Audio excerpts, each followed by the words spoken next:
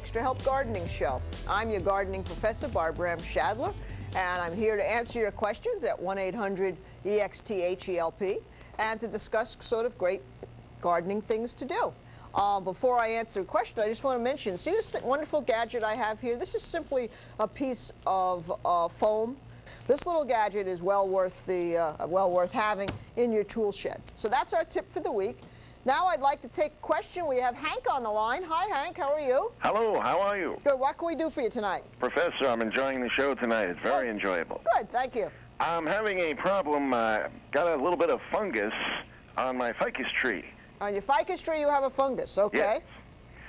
And there's nothing I can. Nothing seems to work. I scrape it. Let me tell you what I planted it in. I've got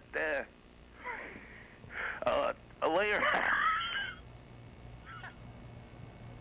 Okay, I guess we had a little problem there with the audio with Hank, but Hank's fungus can be taken care of if you carefully wash the leaves of the plant and use a little rubbing alcohol on a Q-tip and remove it that way. That's a good biological trick. Okay, we have George on the line. Hi, George. How are you? Hello. How are you tonight? Good. What can we do for you? Oh, first of all, I hope Hank's all right. I hope so. Yeah. Okay. I had about 20 evergreen arborvitaes. All right, I'm sorry. Now we have Aaron. Hi, Aaron. How are you? Hi. Okay. I actually have two questions. Earlier in the show, I noticed that the camera had a close-up on a pot of soil, and what I noticed was that there was an ant crawling on the counter there. Now, I have actually sort of an opposite problem. See, I've got an ant collection, and every once in a while, there's a little bit of soil that comes out. Is there anything I can do about that? Well, you mean from your ant farm? Right. Okay, the ants do actually make organic matter in the way they live and they digest things, and they are really not that unhelpful. Here's a little fellow walking around here. I have a little baby worm here too tonight. You know why? Because my compost is alive.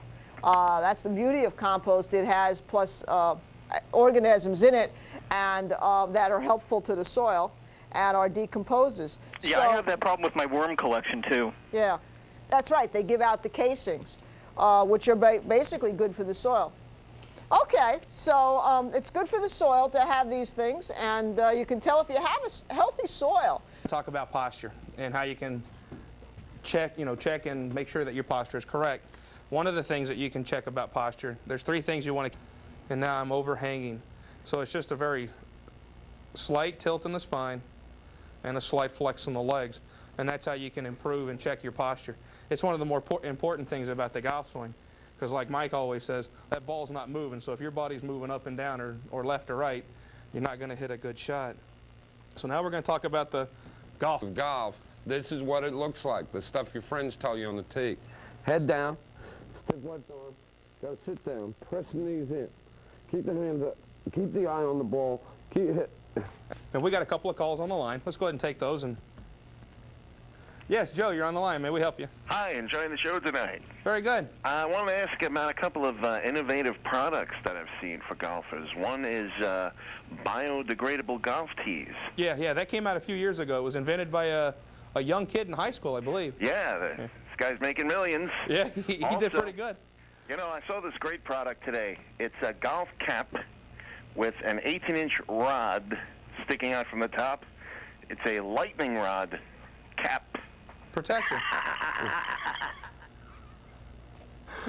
Oh, I got a feeling you know him. I don't know. I have no idea. We got another Joe on the phone. Do. All right. On the line, may we help you? Hey, Mike, you're on the phone. Yeah. Hi. How are you doing? Good. Hi, I'm a beginning golfer, and my grandfather has a couple of sets of golf clubs that I was curious to get a comparison on the advantages and the disadvantages of both. One of them is a set made out of wooden clubs, which I don't think are too common anymore. And the other set is made out of rubber. Oh, you got us. You got us on the rubber ones. But as far as wooden clubs, they're woods, and it's made out of wood. And Hello, Robert. How can I? Hi. Hi. Enjoying the show today. I had a question about cockatiels. Sure. I have a cockatiel. He's about 2 years old. Uh-huh. And I thought I heard him talk the other day. It's Is very it possible they could talk? Well, they can talk. Some male cockatiels can talk. They have a very, very low voice. It sounds almost like a computer. Uh-huh. Does he whistle? He whistles a lot, and then the other day he started talking. If I just tap on the cage, he talks. Yeah, a lot of male cockatiels will do that. Male cockatiels are the only ones that can talk. The females can't. To compensate for that, the females are a little bit friendlier than the males. They don't say many words, and you usually start talking before they're 2 years old, but that's perfectly normal with a male cockatiel like that. They'll right generally here. talk in response to something. I bet I can get him to talk now. Yeah, they'll generally talk in response to something. Like you say, when you Sure. tap on the cage, or Yeah. sometimes if you hold something up to them, like a mirror or I'll something do it right shiny. now. Hey, pretty boy, talk. Talk! Come on, talk! Pretty boy's not cooperating. Now we're going to go to Chris. Chris, Yes, how you doing? not bad. Have a question. I purchased what? And what we do is we'll take that can, put it in a sauce pot, bring it to a simmer for about 5 minutes, taste it, it's good and hot, thinking that we killed any bacteria that's in there, and we wind up in the hospital with the deadly illness. And that's something that's very scary. Now, Chris, we do have a caller. Al, do you have a question for us? Yes. Hello? Hi, how are you? Hi. I had a couple of questions about salmonella. Okay, great. First, I needed to know, can it be fatal? Salmonella poisoning be Salmonella fatal? poisoning, Chris. Yes, Al, any foodborne illness can be fatal. All right, because I prepare the food for my family. Now, I also keep turtles as a pet, and I've been told they can carry the salmonella disease. That's correct. And Al, if I'm not careful, I could get the salmonella on the food. Would that be correct? well, more importantly, Al, do you have children? Yes. Under 12 years old? Yes. Oh, okay, you be real careful that they don't even touch or go near the turtles themselves. Right. And when I cook the food, if I'm not careful, I can get the salmonella on the food and poison the family. Is that true? That's absolutely correct. Very good. My plan is working. Well, I'm glad, Al, you didn't hear it from me. I don't want to disappoint the kids. well, he's gone. But that's very something that we have to, I guess, when you do have pets, and as you have some of the rodents on the table, but Jennifer, I would like to show you something. Talk about snake diseases, but first we're going to go to a couple of phone calls that have been waiting. Now a call from Bob. Doing? How you doing, Bob? Okay. Listen, before I get to the main question I called up about, Uh-huh. I noticed that the cats that you have up there seem to be getting along perfectly fine with the rabbit and the birds. Is there any reason for this? Is it due to the breed of the cat? Well, this is TV land, so it doesn't always imitate real life. So don't try this at home. But no, you see, these kittens were raised with, I deliberately kept the kittens and the rabbits together for a couple of days before the show, just so they get along well. And in our store, all the animals are together, so they're all, the birds are used to the cats and the dogs are used to the birds, and everybody's used to everybody. But most any animal can get along as long as you give them a half a chance. So that, in other words, you don't have to do it while they're still babies. Even if they're full grown, they can adapt. As long as one physically can't hurt the other one. If you had a full-grown animal and a baby animal, okay, and the full-grown wanted to hurt it and you're not there to interfere, then you're going to have problems. Babies will always do better, but you can get full-grown animals to get along well together. Now, there's certain things you can't do, like I couldn't keep this python from eating this bunny rabbit, but there's 3 feet in between the two, so that's not going to happen. I mean, I can't convince him that bunnies are nice. He still thinks they're food. Oh, I see. Okay, what I called about was with goldfish. I have these goldfish, and well, I have a cover on the tank now. Uh-huh. But before I got the cover on it, I noticed that some of the goldfish would jump out, and I was just wondering what would make a goldfish want to jump out. Well, he doesn't want to jump out, and he doesn't realize that there's consequences of jumping out. If he knew that he jumped out and he would land on the floor and die, he probably wouldn't do that. But he has no idea that's what would happen. Okay, they're not as smart as cats or yeah, dogs. so it's natural for fish to want to jump out of the water. It's your responsibility to be sure that they can't do that. Oh, I see. Now, let's go to a call from Sandy. Sandy? Hi. How you doing? Hi. It's funny you're talking about radiators because that's my question's about that. Okay, shoot. I have steam heat in a 2-family house. Okay. And been having trouble with one of the radiators. The automatic safety switch doesn't seem to be functioning. Okay. Now let me do, this is one of the, hit me with a question I'm not that familiar with. I'm not that familiar with steam heating systems, so what I'm going to do is take some notes down here. So one radiator, where is it located? First floor, second floor? It's actually the furthest radiator from the boiler. The furthest one away? Yeah. And of course, it's in the coldest room. Of course.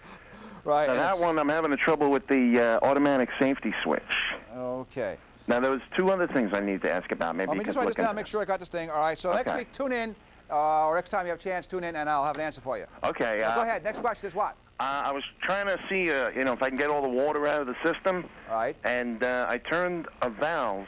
I didn't realize there was a tag on the valve.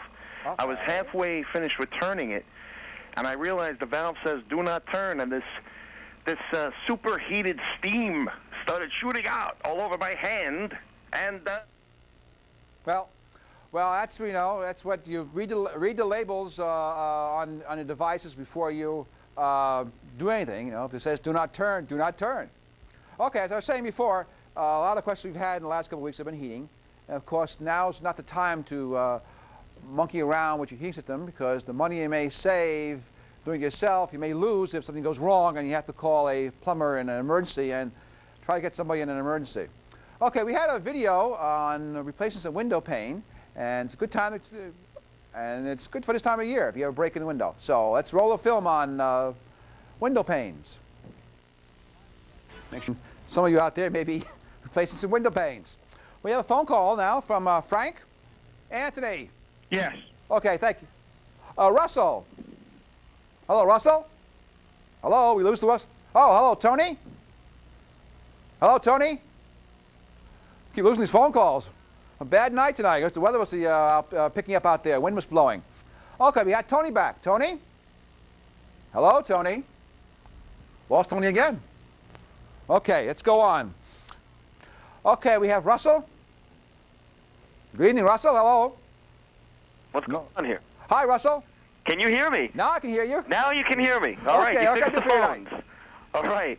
Listen, I wanted to ask you about aluminum siding because I'm considering having it done. Okay. But my problem has to do mostly with the fact that the weather's getting colder lately, and I've got this cold now, and these rainstorms we've been having haven't really been helping any.